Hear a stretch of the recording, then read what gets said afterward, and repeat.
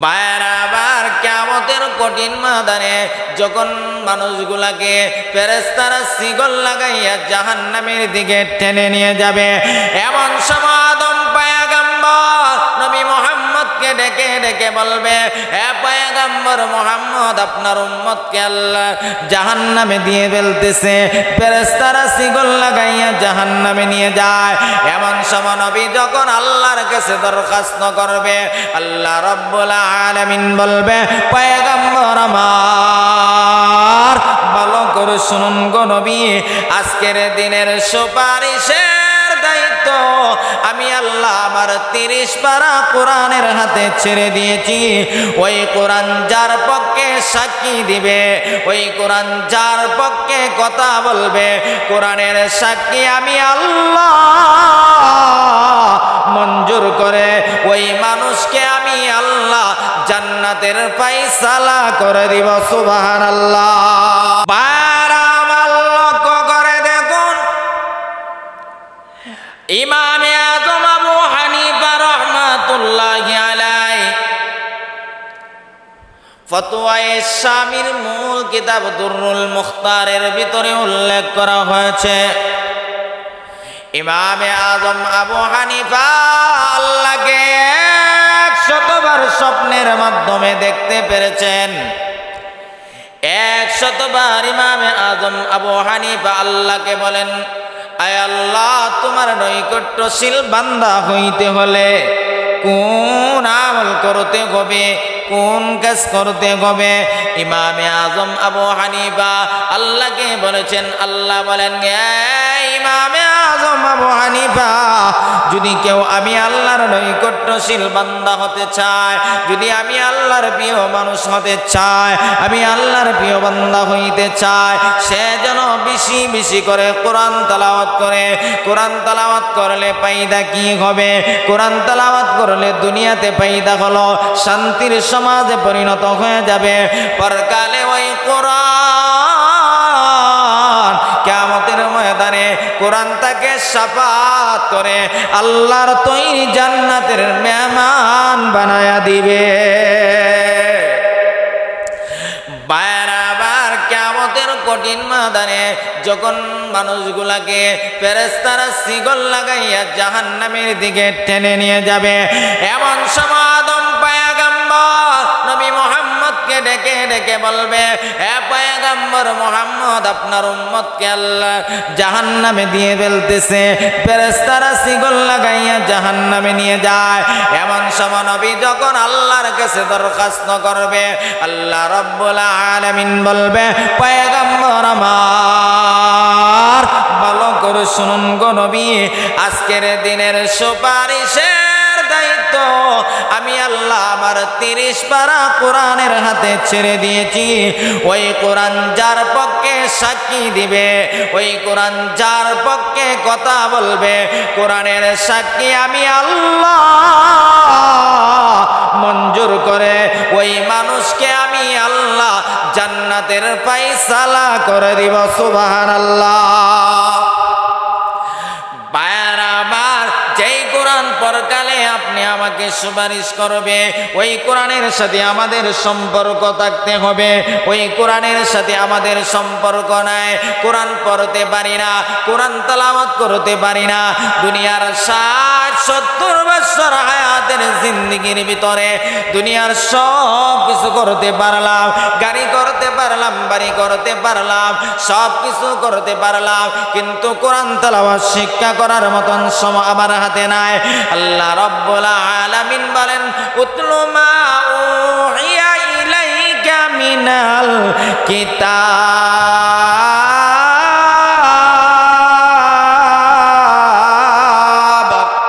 আল্লাহ রাব্বুল আলামিন বলেন, হে পয়গম্বর, আমি আল্লাহ জিবরাইলের মাধ্যমে যে কিতাব আপনার কাছে প্রেরণ করেছি, ওই কিতাব আপনি তেলাওয়াত করুন।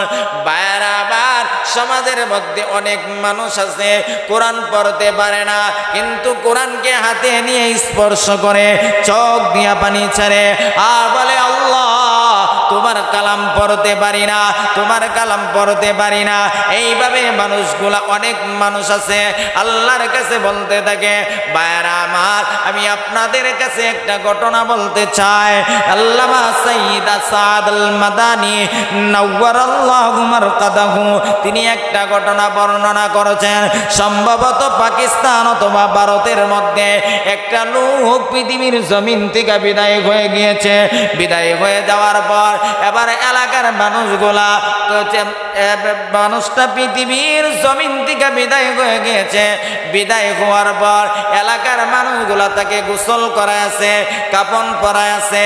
এবার জানাজার নামাজকে পড়াইবে। ওই এলাকাটা ছিল একবারে আলেমবিহীন, আলেম বলতে কিছুই ছিল না, আলেম বলতে কিছুই ছিল না, আলেম ছিল না। যার কারণে ওই মানুষটাকে জানাজার নামাজ পড়াইয়া, জানাজার নামাজ পড়াইয়া দাফন কে করবে এমন মানুষ এলাকার ভিতরে কেউ ছিল না। এবার তারা নিজেরা সিদ্ধান্ত করলো, আমরা এলাকার মানুষের মধ্য থেকে একজন মানুষ ইমামতি করে তাকে জানাজার নামাজ পড়াইবে। এমন মানুষ বলতে আর কেউ নাই, এমন মানুষ বলতে কেউ নাই। এবার তারা সিদ্ধান্ত করলো, আমরা কয়েকজন একত্রিত হইয়া আমরা তালা সন্ধানে বাহির হয়ে যায়, হুজুরের সন্ধানে বাহির হয়ে যায়। যদি কোনো আলেমকে পাওয়া যায় তাহলে বলবো সে যেন আমাদের লোকটাকে ইমামতি করে জানাজার নামাজ পড়াইয়া দিয়ে যায়। তাদের মধ্য থেকে কিছু লোক বলল, মেন রোড থেকে আমাদের বাড়িটা অনেক ভিতরে, কোনো আলেম নাও আসতে পারে, আমরা লাশটাকে নিয়ে রাস্তার মধ্যে চলে যাই। যদি কোনো আলেমকে পাওয়া যায় তাহলে আলেমকে বলবো যাতে করে আমাদের লোকটাকে জানাজার নামাজ পড়াইয়া আমাদের লোকটাকে দাফনের ব্যবস্থা করে দিয়ে যায়। এবার তারা সিদ্ধান্ত করলো লাশটাকে নিয়ে রাস্তার মধ্যে ঘন্টার পর ঘন্টা দাঁড়াইয়া রয়েছে, কিন্তু কোনো আলেম পাওয়া যায় না, কোনো আলেম পাওয়া যায় না। এবার ঘন্টার পর ঘন্টা দাঁড়ানোর পর একজন আলেমকে পাওয়া গিয়েছে। এবার আলেমকে বলতেছে, এগো আল্লাহর বান্দা, এগো আল্লাহর বান্দা, আমাদের একটা লোক মারা গিয়েছে, কিন্তু তাকে দাফন করার মতন কোনো ব্যবস্থা নাই, কোনো মানুষ নাই। তাহলে আপনি আমাদের লোকটাকে জানাজা পড়াইয়া ইমামতি করে দাফনের ব্যবস্থা করে দিয়ে যান। হুজুরের কাছে বলতে দেরি হয়েছে, তিনি অনুমতি করে দিকে তাকাইয়া বলেন, না না আমার পক্ষে সম্ভব হবে না। বলতেছে আমার পক্ষে সম্ভব হবে না, আমার অফিসের টাইম হয়ে গিয়েছে, ওই চাকরির মাধ্যমে আমার জীবিকা উপার্জন হয়, আমি আমার বিবির রিজিকের ব্যবস্থা হই। সুবহানাল্লাহ। বারা আমার এবার হুজুরকে বললেন, হুজুর বললেন না না আমার পক্ষে সম্ভব হবে না।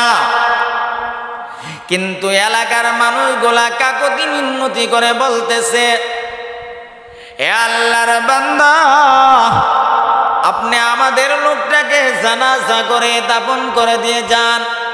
এবার তিনি রাজি হয়ে গেলেন, জানাজা করলেন দাফন করার জন্য। কোন দোয়াটা পরে কবরের মধ্যে রাখতে হয় সমাজের 90% মুসলমান পর্যন্ত জানে না, ঠিক কিনা?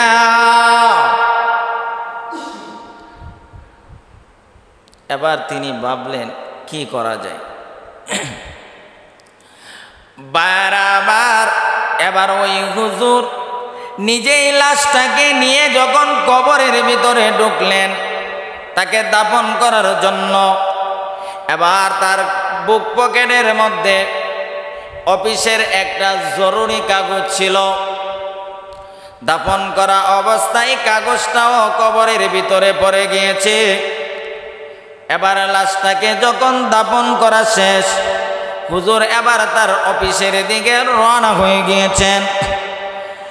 এ মুসলমান, এবার আলেম যখন অফিসের দিকে যায়, গিয়ে তার জরুরি কাগজটার সন্ধান খুঁজতে আরম্ভ করলো।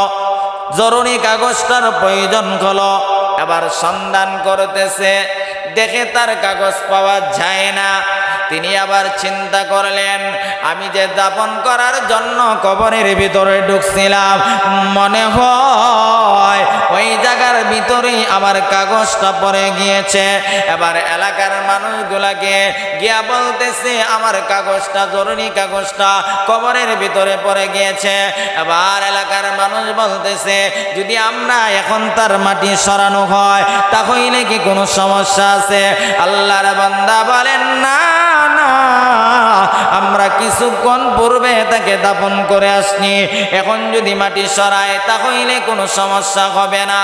এবার আলেমের প্রয়োজনীয় কাগজ বাগির করার জন্য যখন ওই বান্দার কবরের প্রাথমিক পর্যায়ের মাটি সরানো হয়েছে, সরাইতে দেরি হয়েছে, এবার সকলে তাকাইয়া দেখে আল্লাহর বান্দার কবর থেকে জান্নাতি সুগরান বাহির হতে একটা সেকেন্ডও দেরি করে না।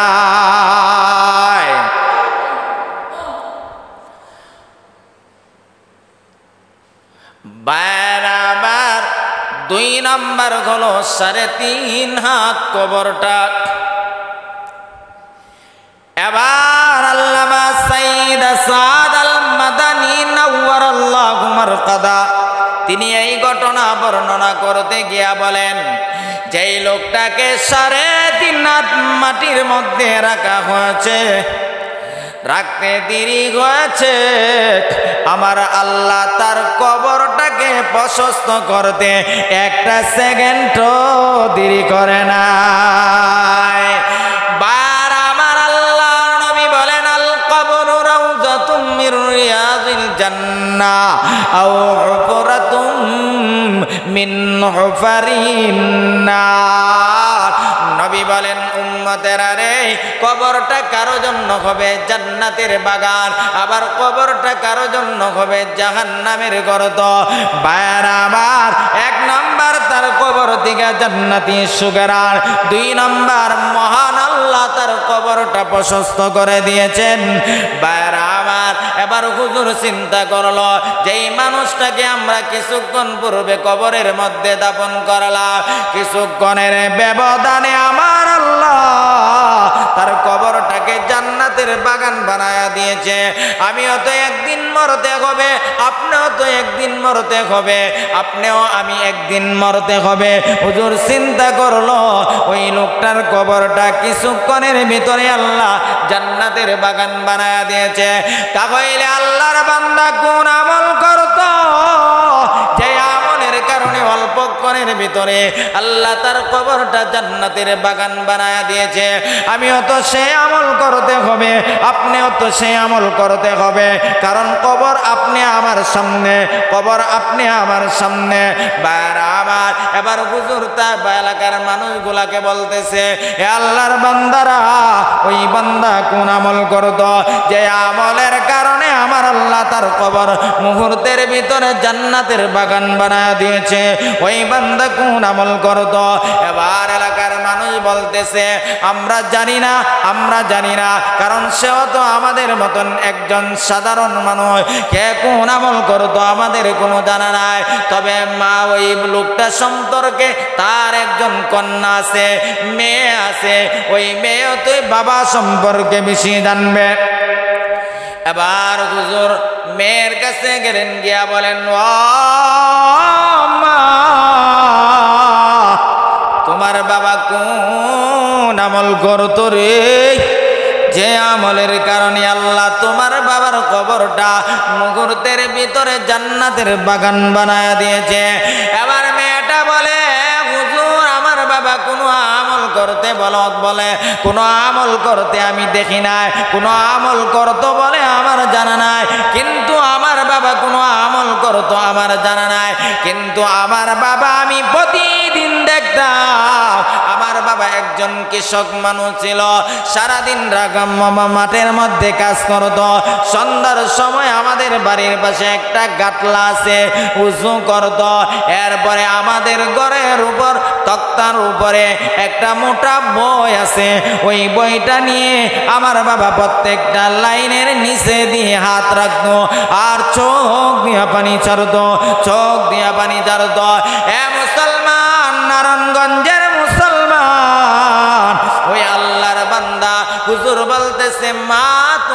বইটা কোথায়, আমার সামনে দাও।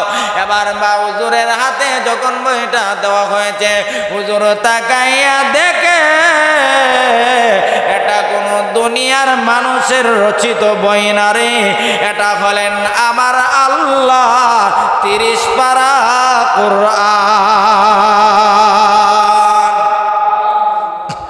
এবার মেয়েটাকে হুজুর বলতেছে, তোমার বাবা কোন আমল করতো? আমার বাবা কোরআন পড়তে পারতো না, কিন্তু কোরআনের নিচে হাত রেখে রেখে শুধু কান্না করতো আর বলতো, আল্লাহ তুমি আমাকে খাওয়াও, তুমি আমাকে সব কিছু দাও, কিন্তু তোমার কোরআন আমি পড়তে পারি নাই। কিন্তু বারবার ওই ব্যক্তি কোরআন পড়তে পারতো না, কিন্তু কোরআনকে মহব্বত করতো, কোরআনকে ভালোবাসতো, কোরআনের সাথে সম্পর্ক ছিল। ওই ব্যক্তি যদি কোরআনের সাথে সম্পর্ক করার কারণে ওই ব্যক্তির কবর যদি আল্লাহ জান্নাতের বাগান বানাইতে পারে, তোমাকে আমাকেও যদি, আমরাও যদি কোরআনের সাথে সম্পর্ক রাখতে পারি, মহান আল্লাহ মরতে দেরি হবে কোরআনের বদৌলতে, কোরআনের মহব্বতে, কোরআনের সোহবতের কারণে আমার আল্লাহ আমাদের কবরটা জান্নাতের বাগান বানাইতে একটা সেকেন্ডও দেরি করবে না। উতুলু মা উহিয়া ইলাইকা মিনাল কিতাব